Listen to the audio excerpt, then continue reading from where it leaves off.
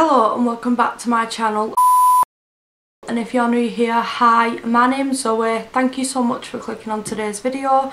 I really do hope that you decide to subscribe and also turn on that bell so you're notified every single time that I post. And if you're a current subscriber, please make sure that your bell is on, as YouTube doesn't like suggesting true crime content. So today's video is another true crime video, and I just want to say sorry for the background. I am in my kid's bedroom and this is the curtain and this is the only place that I can sit. At the moment our bedroom is being done up as we have just moved into a new house, but once the bedroom is done I have got my own section for putting a desk and editing and filming and all that jazz.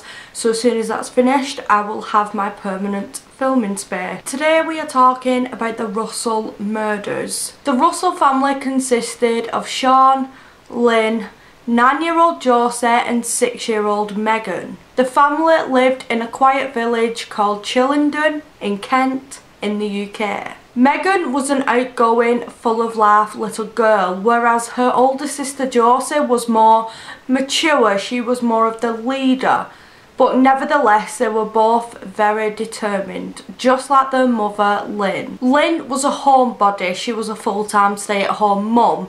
She would look after the children, clean the house, do all the housework.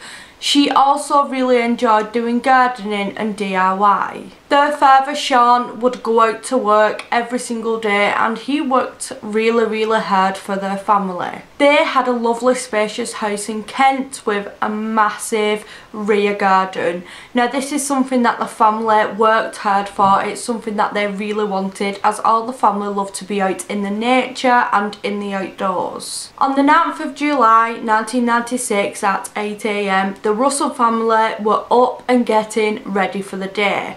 Sean had work and the girls had school, so it was a really busy morning for them. They was having breakfast and getting themselves ready. They had only recently moved to Kent from Wales, so they still had some settling in to do. They were trying to get everybody in a good routine. Sean decided to take the girls with him because he would drop the girls off at school on his way to work. They kissed their mum goodbye and jumped in the car. The girls were at school, Sean was at work and Lynn was at home doing her normal housework and chores like she would do any other day. As much as this was a normal day for the Russells, little did they know their lives were going to change forever. After school the girls had a swimming competition and their mum, Lynn, started to walk the country roads to go and pick them up with her dog Lucy. Sean had called the house to see if the family was home, but then he remembered that Lynn had said she were taking the girls to Brownie's after school, so he wasn't too worried when they didn't pick up the phone. At 7 PM he finally arrived home after a busy day at work. Lynn and the girls was not home yet and this didn't worry him too much. They wouldn't have got back until a little bit later anyway, so he decided to go ahead and make some supper for the whole family. But then he got a call from Liz. Now Liz is a family friend and she was meant to drive Lynn, Megan and Josie to Brownie's, but she told Sean that she went to the house at 5 o'clock and there was no answer. Sean becomes more concerned. He's trying to think of explanations as to why the family didn't go to Brownie's and why Lynn didn't let him know, and his fears really started to grow as it grew darker. At 9 PM Liz called Sean back and Sean was getting really worried, so he decided to call police to see if there had been any accidents in the area. Maybe somebody had been knocked over or sent to hospital, and he just wanted to double check with the police, but they told him they had no reports. Sean decided to get into his car and search the area himself. He drove the route that Lynn would have taken with the girls on the way home from school. He even called the local vets to see if their dog Lucy was poorly. He was looking into every single possibility. Sean decided to call police again and officially report them as missing. Nobody had seen Lynn, Megan and Josie in over 5 hours and he was really distraught. Police made Sean aware that they had already started investigations They could tell that something was wrong after his first phone call. Liz and her husband arrived at the Russell family home just to give Sean some support, and shortly after, a team of police officers and dog units arrived at the home. They were going to search the whole countryside around the home. Once police arrived at the home, they started to interview Sean. They wanted to get to grips with the full situation, they wanted full descriptions, and they also started to put questions to Sean about his marriage. 30 minutes after starting their search, police arrived back at the Russell family home, and Sean instantly knew that something was wrong. The officer sat Sean down and said that they had found Lynn, Josie and Megan, but unfortunately all three of them had been killed. They had been found just a few metres from their home. Of course, police immediately ruled it as suspicious. They immediately started their murder investigation, and police took Sean to the prison to try and establish the last movements of the family. The next morning, whilst interviewing Sean, police got a massive development. When the bodies were taken to the hospital the previous evening, it was believed that all three of them were dead, including the dog. But it was revealed that one of the children had survived. Sean instantly went from feeling suicidal to having a little bit of joy. 9-year-old Josie had survived a brutal attack. It was an absolute miracle, but she wasn't out of the woods yet. She had sustained horrible head injuries. News started to spread throughout the small town very quickly, and the whole community was absolutely devastated about the killings. The family was a big part of the community. They were lovely people, and nobody could understand who would want to do this to this wonderful family. The media absolutely went wild, and all the members of the public were totally shocked. Police were trying to find out who did this as quickly as possible. They had forensics at the scene, and they were trying to keep the scene as secure as possible, but this was really hard as the scene was outside. But thankfully, members of the public were coming forward and tipping police off 2 bits of evidence that they had found. One witness alerted police about a bloody towel that had been found nearby, and police also found a hammer themselves, which they believed could be the murder weapon. It was becoming more clear, and pieces were coming together about what happened that night, but police wanted to talk to the one person who witnessed this attack. 9-year-old Josie. But unfortunately, Josie was lying in a hospital bed.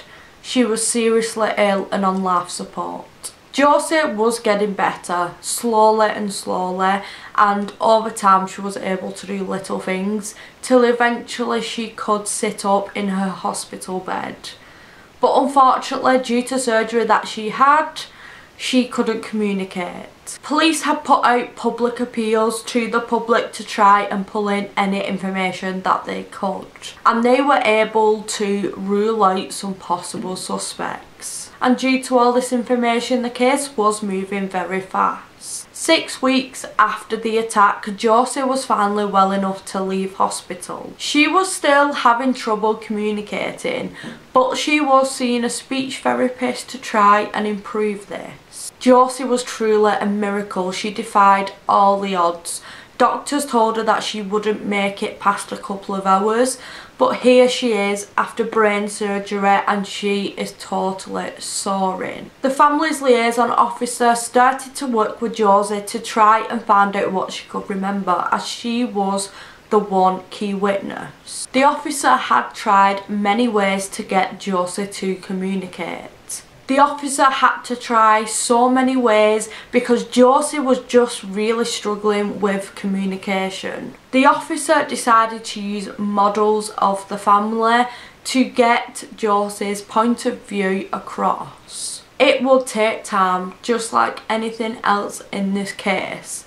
It seemed that the case had come to somewhat of a standstill. There was no information really coming in and the police were not getting any further with their investigations. Just before Christmas in 1996, Sean and Josie had gone back to Wales to spend Christmas with their family, but the investigations did not stop. On the 9th of July 1997, police decided to do another public appeal after Josie had managed to tell them what happened that night. Like I said, the case had gone totally quiet, but as soon as they did this appeal, the case picked up again and it was fast moving and police finally had a suspect. Michael Stone is now the prime suspect and the core of this investigation. His doctor had watched Crime Watch, then tipped him off to police. Michael Stone was born Michael Goodban in 1960 in Tunbridge Wells. He is one of 5 children and he had quite a turbulent childhood. He was a victim of domestic abuse and then he was sent to a care home. In this care home he was a victim of abuse at the very hands of the people who were meant to care for him. Michael had an extensive police record from the age of 12. He started to use heroin and was in and out of prison for many different charges such as robbery and grievous bodily harm. Over the years, Michael had received help for his mental health issues and drug use whilst under the National Probation Service. After looking into his background and looking into the possibility of Michael being capable of murder, police decided to arrest Michael Stone. It took police over a year to build the case against Michael. It left everybody with questions, but piece by piece all the information was coming together for police. Michael Stone pleaded not guilty to the charges in 1998 but was later convicted of 2 accounts of murder and 1 account of attempted murder, and he was sentenced to 3 life sentences in prison. He was convicted on a witness testimony who had said he admitted to the killings. He wasn't actually linked by any DNA to the crime scene. During the trial, it was revealed what had happened on that evening. Josie and Megan had gone to their swimming competition and Lynn had picked them up after school and they started to walk home. And it was on one of these country roads that they were actually attacked, tied up, and they were all bludgeoned to death with a hammer, or so the police thought, until they found out that Josie had survived. After his conviction, an inquiry was held into the care that Michael received before the murders. He had told a doctor in the days leading to the murder that he was going to kill his family, and this seemed to go ignored and he was just left to carry on his life. The inquiry found that he was failed in his mental health care, but this wasn't enough to justify what he had done. It was actually this case that made the government change the Mental Health Act.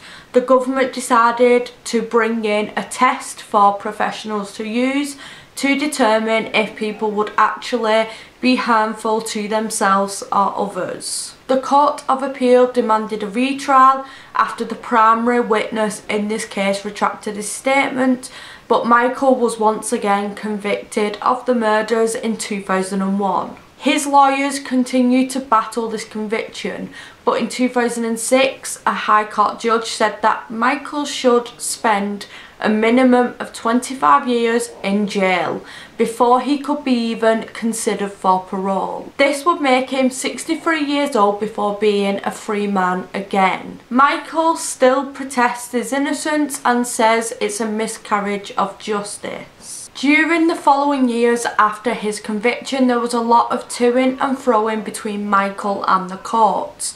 He protested his innocence and he wanted the evidence to be re-evaluated.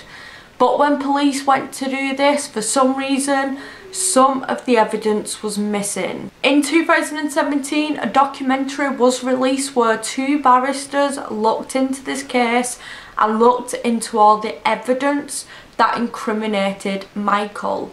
And they highly believe that he is innocent, so they are currently working in his favour to try and get him released back into the public and make him a free man again.